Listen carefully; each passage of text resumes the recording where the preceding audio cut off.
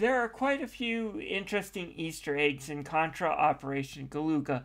Let's go through a few that I found, either Easter eggs or just interesting things. First, let's start with the bosses. Many of the bosses here are enemies from other Contra games.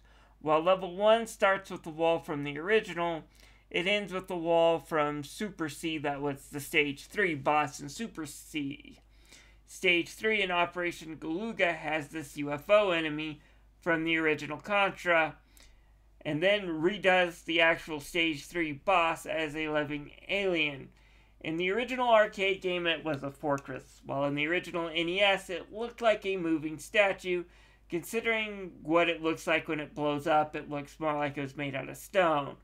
This alien here turns out to be biological, and when it dies, it crashes right into the lab, which our heroes jump down to, and you can see its corpse at the beginning of Stage 4. Stage 4 also introduces us a tank, which was another mini-boss from Stage 3 of Super C. The last boss of the stage is obviously a homage to the alien heart, which was the final boss in the original Contra. Stage 5 robot here is indeed a nod to the Stage 6 boss in the original Contra. Stage 6 final boss is a nod to the infamous Contra 3 boss against the giant Terminator. Stage 7 is not based on any area of the original Contra or story, but rather nods to the stage from Super C, which features similar enemies and bosses. Its final boss of the stage is supposed to resemble the final boss from Super C, but this is one of the few ones where I think WayForward overdid their redesign and I feel it doesn't match.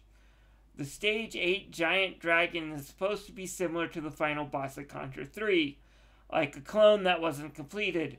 When you blow up its eyes, the giant eye is actually supposed to be the eye of the brain you fight at the end of Contra 3 Alien Wars. There's also a few Easter eggs in the characters. Lucia here is actually a character from Shattered Soldier. What about the werewolf and the people sniping them?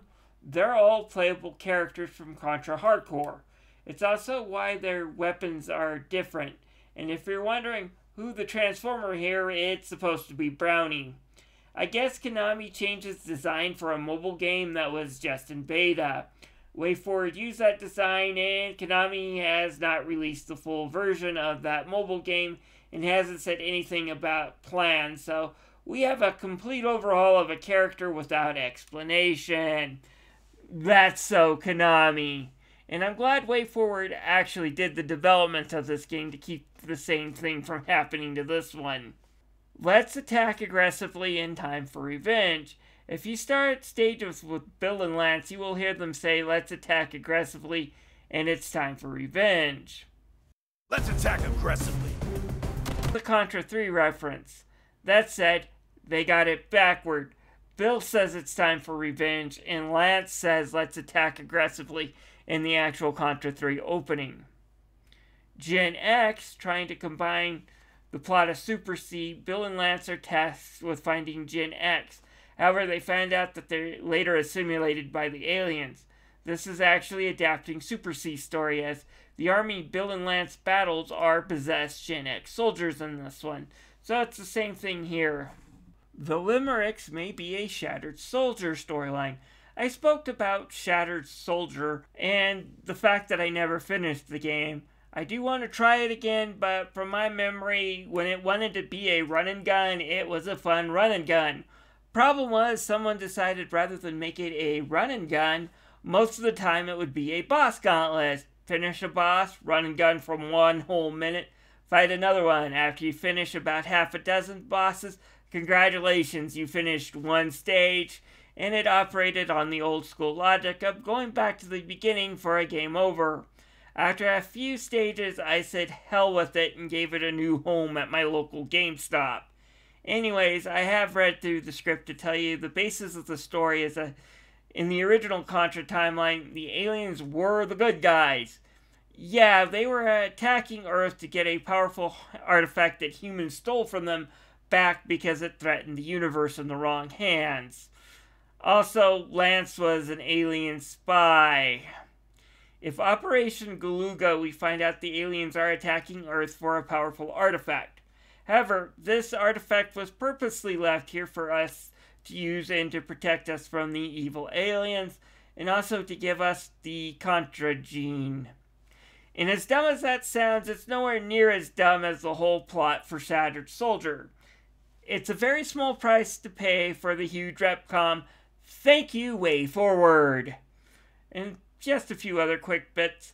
There is a map in the opening scene that is straight from the Famicom version of Contra. It's hidden by the general guide, but if you look, there is definitely a map of Galuga from Contra 1. If you put on the Castlevania background music and play through Stage 1 in arcade, when you get to the middle, you will hear a character mention a music change. This is a reference to Castlevania 2, as the music changed when it became night and the game would mention a curse.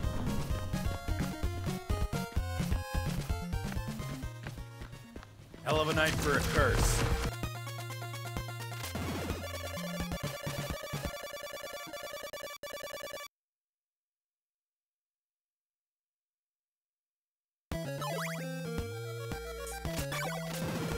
Anyways, thank you for watching this. If you like this video, please give me a thumbs up and please subscribe.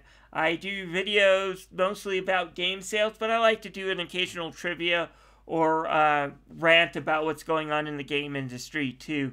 So please subscribe to my channel. Bye!